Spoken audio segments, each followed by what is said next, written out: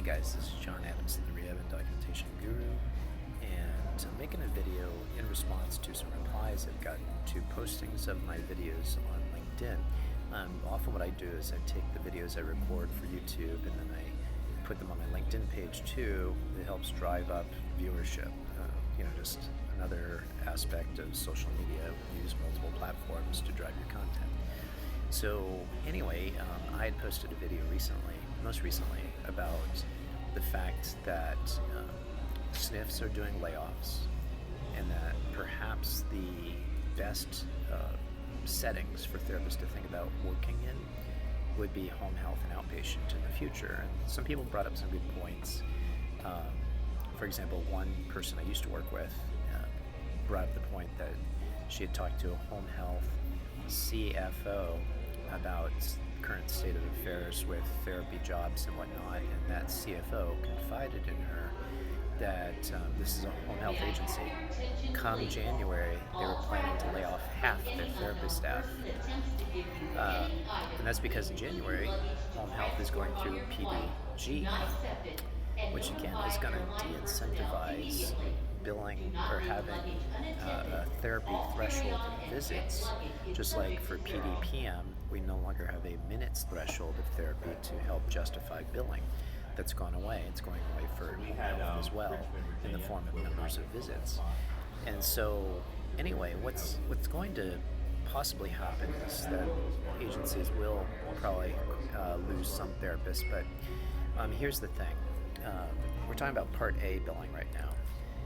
With Part A, obviously patients need Part A services because of the acuity of their care. There is obviously a stepping stones in terms of how much care you need. And outpatient would be the least amount of care. Home health generally would be considered next.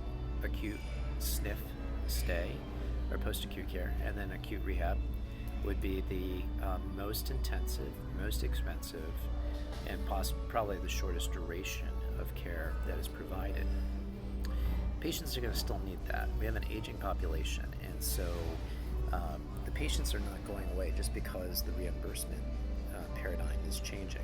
So there's still going to be patients needing care, and we know, those of us that have been in the industry for a while, that those settings are seeing more clinically complex patients. And so replacing therapists with non-licensed personnel to safely and effectively address some of these patients, that's not going to go away.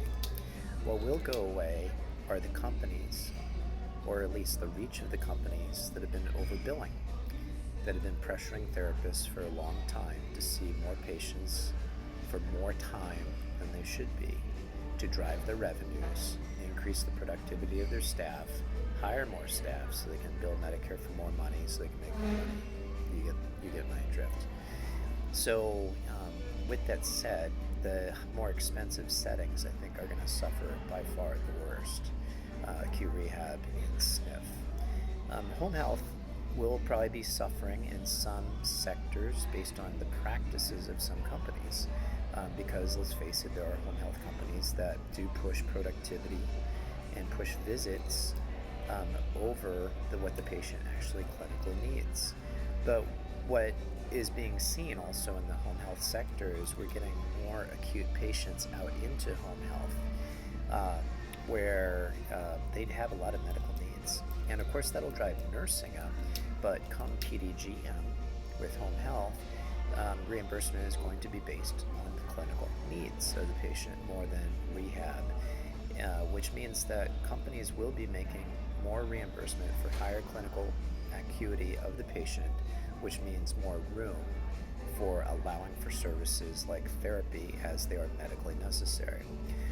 Just to give you an example of how some companies might fare, my company I work for, home health agency, is not-for-profit, which probably is the best model generally for most companies, not-for-profit, and they've done a home health comparative analysis with CMS to see where they are under PPS today compared to what will hit with PDGM come January. And what Medicare has told our agency is that you look like you will be fine. And that's because we see patients to their medical necessity. Come January, you see patients to your medical necessity. You'll be fine. Medicare has built into PDPM and PDGM what patients should truly need. Now, will there be companies that try to exploit that and figure out ways to get around paying more expensive therapists for less expensive staff? Well, yes, they will. But what probably will happen as a result is their outcome scores will be less and the patient satisfaction scores will be less because the quality of the care will be less. So that's going to impact their future of the reimbursement. So there will be an adjustment. And there will be an adjustment eventually in SNF, even though we are seeing massive layoffs in the SNF setting, but that will get better. And in home health, there might be an adjustment for some entities, but I don't think it's nearly going to be as bad as SNF at all. I think outpatient, again, I still think it's going to benefit, even though we're looking at Part B reimbursement cuts in the future. I don't think you're going to see necessarily a reduction in the need for staff there. I might be wrong. If you think I'm wrong, please comment.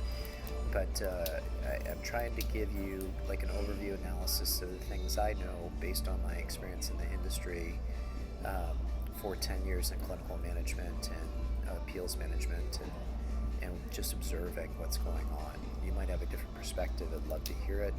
Anyway, I've been rambling. If you find me, I tend to be rambly already.